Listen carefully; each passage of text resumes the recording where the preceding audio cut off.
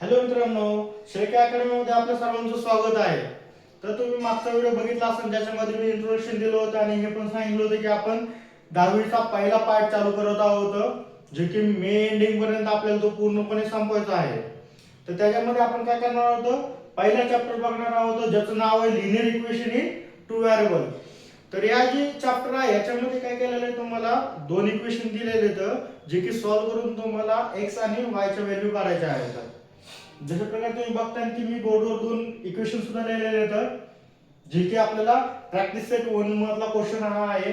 Solve केलेले आपण equation घेणार नाहीत, कारण प्रॅक्टिस सेट मध्ये जर तुम्हाला दोन दोन जरी मी इक्वेशन समजून सांगितले तर तुम्हाला सॉल्व्ह केलेले इक्वेशन ऑटोमॅटिकली कळून जातात. तर हे दोन व्हेरिएबल आहे, याच्यामध्ये मी काय केलं, क्वेश्चन तर काही लिहित नाहीये, त्याच्यामध्ये मी फक्त इक्वेशन घेतलेले आहेत.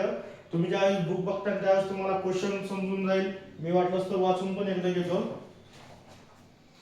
ज्याच्यामध्ये पहिला क्वेश्चन आहे complete following activity to solve simultaneously equation. तर त्यांनी सांगितले की जे क्वेश्चन दिलेला आहे तो सॉल्व करून त्याच्यामध्ये व्हॅल्यू काढायच्या आहेत कोणत्या x आणि y च्या. तर आपण बघतो कसं, तर आता याच्यामध्ये तुम्ही बघताल की असे दोन व्हॅल्यू बघायच्या जेणेकरून की ऍडिशन केल्यानंतर किंवा सबट्रॅक्शन म्हणजे वजाबाकी किंवा बेरीज केल्यानंतर एक व्हॅल्यू कट झाली पाहिजे जेणेकरून दुसरी व्हॅल्यू तुम्हाला भेटली पाहिजे. तर तुम्ही बघता इथं y ची व्हॅल्यू जी आहे ते सेम आहे, एक प्लस मध्ये आणि एक मायनस मध्ये. जर आपण ह्याची जर बेरीज केली तर ही y ची व्हॅल्यू कट होऊन आपल्याला x ची व्हॅल्यू भेटेल. किंवा कधी कधी काय होतं, x ची सुद्धा येते तर कधी कधी ह्या दोन सेम व्हॅल्यू भेटत नाही. तर मग त्याच्यामध्ये आपल्याला असा एक अंक शोधायला लागतो की ज्यांनी गुणाकार केल्यानंतर सेम व्हॅल्यू येऊन जाईल, जे की आपण पुढे जसं जसं तसं तुम्हाला कळून जाईल.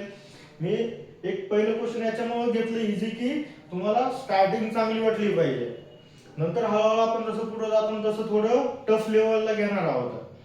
तर बघता याच्यामध्ये आपण आता सॉल्व्ह करायला घेऊ. तर ह्या इक्वेशनला आपण इक्वेशन फर्स्ट आणि याला सेकंड इक्वेशन घेऊ. तर त्याची काय करतो आपण ऍडिशन करून घेऊ. तर ऍडिंग इक्वेशन 1 and 2. तर equation 1 5x plus 3y equal to 9 to x minus 3y equal to 12. त्याची ऍडिशन करायची आहे आपल्याला. तर 5x आणि 2x, 5 आणि 2 किती, 7x. आता इथं प्लस 3 आणि इथं मायनस 3 आहे, तर हा प्लस 3 आणि मायनस 3 काय होणार, 0 इक्वल टू 12 आणि 9 21. तर तुम्हाला माहिती आहे की ऍडिशन करायचं मला प्लस 3 मधून जर मायनस 3 जर तुम्ही ऍड करत असाल तर ते प्लस 3 मधून मायनस 3 ऍड केल्यामुळे काय झालं, 0 झाले. म्हणजे इथं काय उत्तर आले 7x इक्वल टू 21. आता हे 7 कसं एक सोबत गुणिले म्हणजे इक्वल टू च्या तिकडे गेल्यानंतर काय होणार, ते भागिले होणार. म्हणजे x equal to 21 divided by 7. तर 7 1 7 7 त्रिक 21 म्हणजे काय आलं, x इक्वल टू किती आले, 3. ही झाली तुमची x ची व्हॅल्यू. आता ही जी व्हॅल्यू आहे तुम्ही इक्वेशन 2 किंवा 1 कोणत्याच जरी टाकलं तरी y ची व्हॅल्यू आपल्याला भेटून जाईल. तर आपण काय करू, तर इक्वेशन 1 मध्ये ती ऍड करू. तर put x equal to 3 in equation 1. Equation 1 काय, 5x plus 3y equal to 9. तर x ची व्हॅल्यू किती आहे, 3. म्हणजे 5 into 3 plus 3y equal to 9. तर 5 त्रिक 15 प्लस 3y इक्वल टू 9. आता 15 हे कसं इक्वल टू ला इकडे प्लस मध्ये येतं, जर इक्वल टू च्या पलीकडे गेलं काय होणार, ते मायनस मध्ये जाणार. म्हणजे 3y इक्वल टू 9 मायनस 15. तर 3y इक्वल टू जर प्लस 9 मायनस 15 मधून जर ऍड केले तर मायनस 15 तून जर 9 गेले तर किती राहतात, मायनस 6. जर 15 तून 9 गेले किती, 6. तर मोठा संख्या चिन्ह कोणतं आहे, मायनस, म्हणून मायनस. y इक्वल टू 3 कसं इकडे गुणिले, इकडे गेल्यावर काय म्हणते, भागिले. तर मायनस 6 डिवाइडेड बाय 3. 3 1 3 3 2 6. म्हणजे y इक्वल टू, तर इथं साइन कोणतं आहे, मायनसचं, त्याच्यामुळे आपण काय करणार, -2 लिहिणार. ही झाली तुमची x ची व्हॅल्यू आणि y ची व्हॅल्यू. तर शेवटला finally x, y equal to 3, -2 हे झालं तुमचं x आणि y ची व्हॅल्यू. तर अशा प्रकारे क्वेश्चन सॉल्व्ह झालेला आहे, खूप इझी होता. आता एक नेक्स्ट क्वेश्चन मी असाच घेतोय, थोडा टफ लेवलला घेतोय.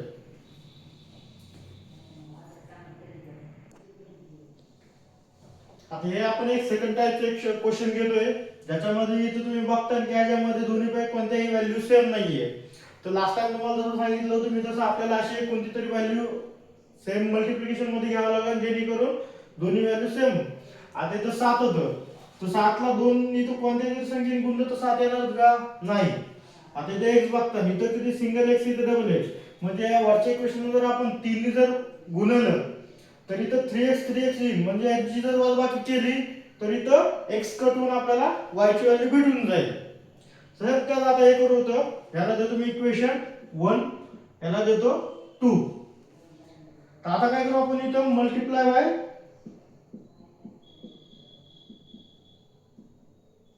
मल्टिप्लाय बाय 3 टू इक्वेशन 1, म्हणजे इक्वेशन 1 ला आपण 3 ने गुणवतो. तिथे बघू तर 3 1 3 म्हणजे 3x प्लस 7 ला जर 3 ने घेतलं तर किती होतं, 7 3 21y इक्वल टू 3 10 30. याला इक्वेशन 3 दिलं होतं. तर आता आपल्या इथं बघा, हे इक्वेशन मध्ये x ची व्हॅल्यू कशी सेम आली. जर यांना आपण वजाबाकी जर केली तर त्या कंडिशनला आपल्याला इथं एक व्हॅल्यू भेटून जाईल. तर आता काय करू आपण,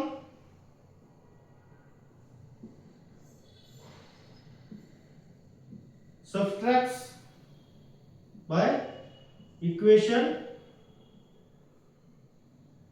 2 and 3.